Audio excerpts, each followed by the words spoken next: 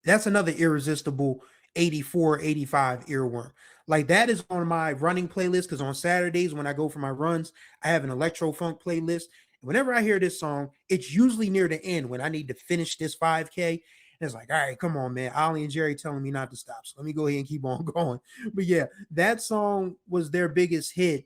And it was proof that Jerry Knight was one of those ones that could create a song no matter what, whether it was live instrumentation, whether it was drum machines and synthesizers and all that, because that synth part, dun, dun, dun, dun, dun, dun, dun, dun, undeniable.